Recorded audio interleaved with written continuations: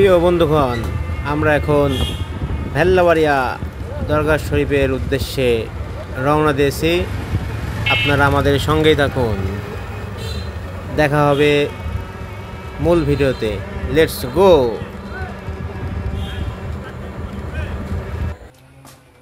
এখন আমরা মূল মাজারের এই দেখা যাচ্ছে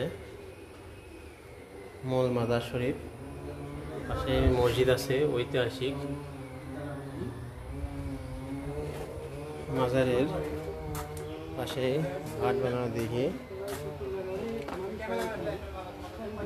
ফুলের গাছ, এপার থেকেও দেখা যায় অনেক আগরবাতি দিয়ে রাখছে। মাজারের পাশেই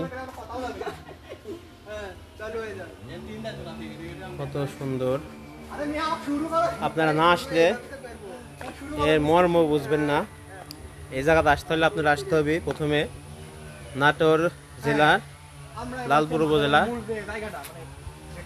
লালপুর থেকে সম্ভবত 20 টাকা ভাড়া দিয়ে আপনারা চলে আসতে পারবেন এই মাজারে।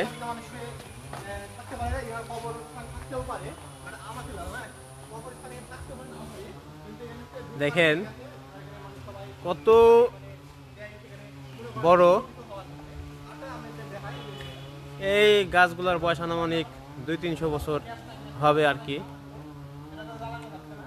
দেখেন অনেকগুলো মাজার, একটা বেলের গাছ, সামনে খেজুরের গাছ, তালের গাছ। দেখেন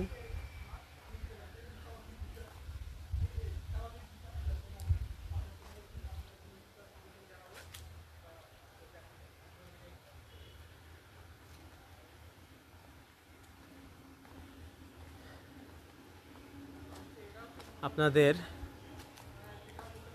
বিনোদন দেওয়ার উদ্দেশ্যেই আমাদের এই ছোট্ট প্রয়াস।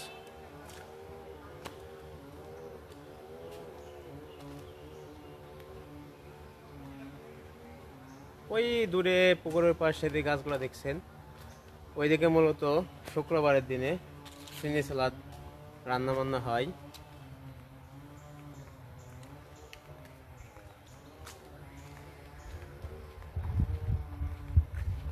সামনে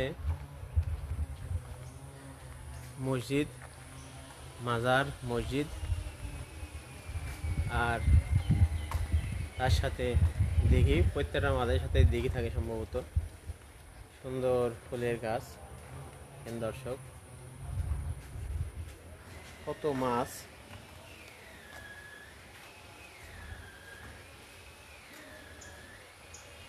এটা মাজারের দিঘি, এখানে সবাই গোসল টোসল করে।